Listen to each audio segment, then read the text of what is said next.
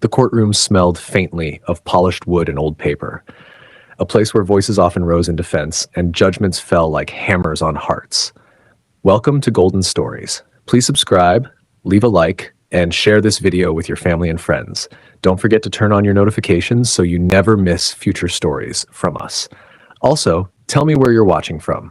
Here at Golden Stories, we love to know how far our stories travel and where our amazing viewers are tuning in from. Now sit back, relax, and let's dive into the story. A quiet tension filled the air as a young black woman, no older than 26, walked toward the defendant's table. Her steps were steady but humble, her eyes calm yet deep with stories untold. She wore a modest beige dress, simple earrings, and the quiet dignity of someone who had already learned how to survive the weight of being underestimated. Across the room sat the judge, a man in his late 60s, white-haired, sharp-eyed, and known for his impatience. He was famous for dismissing cases quickly, cutting through excuses before the clock struck noon. The attorneys whispered, the audience rustled, and the young woman stood there waiting for permission to speak. Her name was Emma Lewis, and she wasn't there to beg. She was there to be heard. The bailiff called the court to order. All rise. Everyone stood as the judge entered and took his seat. The moment his gavel struck, silence fell like snow. Miss Lewis, the judge began, flipping through a folder without looking up. You're representing yourself today, I see. Yes, Your Honor, Emma replied politely, her voice soft but clear. The judge chuckled, amused. You couldn't find a lawyer? I could, she said, meeting his gaze, but I didn't need one. A few people in the audience exchanged glances, half curious, half doubtful. The judge leaned back in his chair. And why is that? Emma's lips curved slightly, not quite a smile, more like the calm before a revelation. Because I speak 9 languages, she said quietly. The room froze. The judge laughed, shaking his head. 9 languages? You mean English and maybe a bit of Spanish from high school? Emma didn't flinch. No, Your Honor. English, French, Swahili, Yoruba, Arabic, Mandarin, Italian, Portuguese, and German. The laughter faded. The air grew heavier. Impressive list, the judge said dryly. But what does that have to do with your case? Emma took a slow breath, her voice steady and strong. Because language, she said, is how power moves. And I'm here today because someone believed I didn't understand enough. Not of the world, not of my rights, and certainly not of my worth. Have you ever been underestimated simply because of who you are?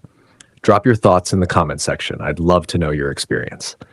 Her case had begun months earlier when she was wrongfully dismissed from her job at a global consulting firm. Her supervisor, a man who prided himself on cultural awareness, told her she wasn't a good fit.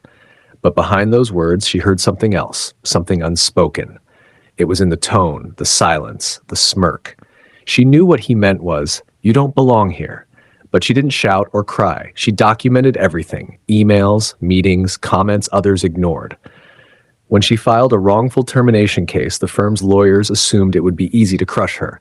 They underestimated her like everyone else. Now, standing in that courtroom, the judge watched, perhaps expecting her to stumble.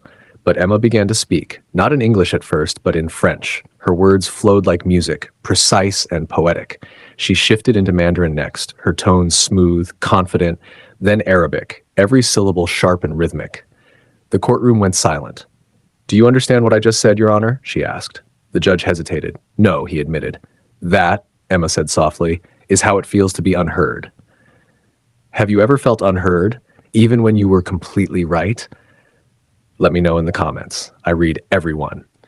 She told the court about her childhood, how she grew up in a rough neighborhood where opportunity was scarce and dreams were crushed under the weight of survival. Her mother, a nurse, worked double shifts to keep food on the table. At night, Emma would listen to radio stations from other countries, mimicking voices she didn't yet understand. She wanted to know the world beyond her street, beyond her skin color. She spoke about being mocked for her accent, how a teacher once said, "You speak too fancy for a girl from your background." She remembered crying that night, but promising herself that one day, no one would ever use words to make her feel small again. This case, she said, isn't just about a job I lost. It's about respect, the kind that should never be taken away. Do you know what it feels like to walk into a room where every conversation stops the moment you arrive? To have your intelligence questioned before you even speak? Tell me in the comments if you've ever experienced that kind of silence that morning. The judge looked at her differently, not as looked at her defendant, but as a human being. The mocking tone was gone, replaced with quiet respect. By the time Emma finished presenting her case, the room was hushed. The judge leaned forward and said, "Miss Lewis, you've given this court much to think about." When she sat down, her hands trembled, not from fear, but from release. She had spoken her truth. Then the judge said words that would echo far beyond that room. "The court finds in favor of Miss Emma Lewis." A gasp spread through the room. The opposing lawyer blinked in disbelief, but the judge wasn't done. "Miss Lewis, I want to apologize, not just for laughing, but for underestimating you, for assuming before you even spoke that your worth could be measured by my perception. That was wrong." Emma met his gaze calmly. "Thank you, Your Honor," she said. He nodded, visibly moved. "You said earlier that language is power. I think you just taught us that silence can be powerful too, if it's the silence of reflection." Soft applause filled the courtroom. Reporters scribbled furiously. The story of the young black woman who spoke 9 languages and silenced a courtroom was already spreading. Outside, a journalist asked, "Miss Lewis, how does it feel to win after everything you've been through?" "It's not just about winning," she said. "It's about being seen, being heard. People think language is about words, but it's really about connection.